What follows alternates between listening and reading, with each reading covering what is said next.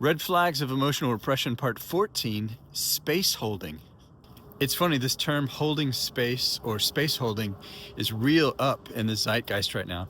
But I've known about it for, about 10 to 15 years probably, being a part of the spiritual and healing community where people use it a lot. And there's a sweet intention to it, I understand. If I'm going to hold space for someone, it means I'm going to just sit with them and be present and allow them to be who they are, to feel what they feel, to say what they want to say.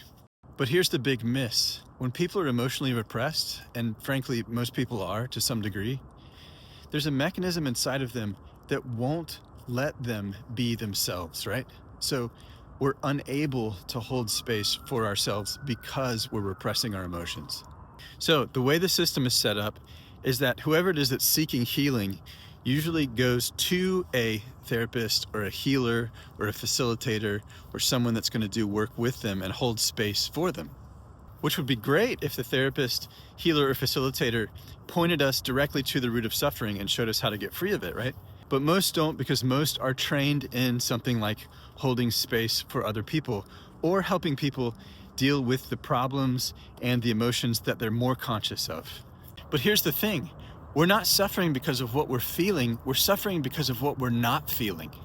Buried emotions create suffering that usually looks like the opposite of what we're experiencing and feeling in our daily lives. This is why anger repressors typically feel sad and depressed in their lives, and hurt repressors feel angry and irritable. And so when they go in for space holding, they're bringing the surface level suffering into that space.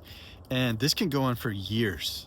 And it does. And the therapist or healer or facilitator can make some pretty good money off of allowing people to continue to avoid their buried emotions and suffer.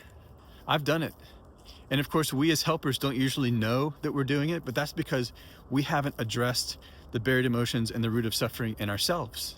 Which means a lot of the helpers out there, especially anger repressor helpers like myself, are listening and holding space for other people in order to get our own needs met.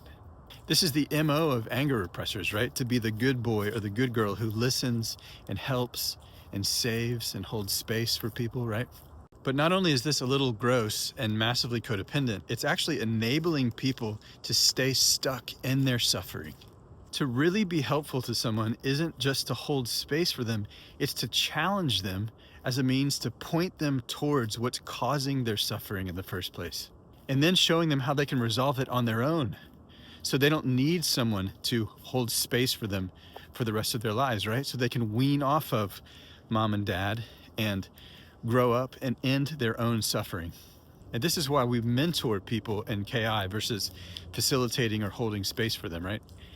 A mentor's job is to point you to the root of suffering and show you how to get free of it on your own. If this sounds good to you, visit repressiontest.com. And if not, keep holding space or having space held for you until it does.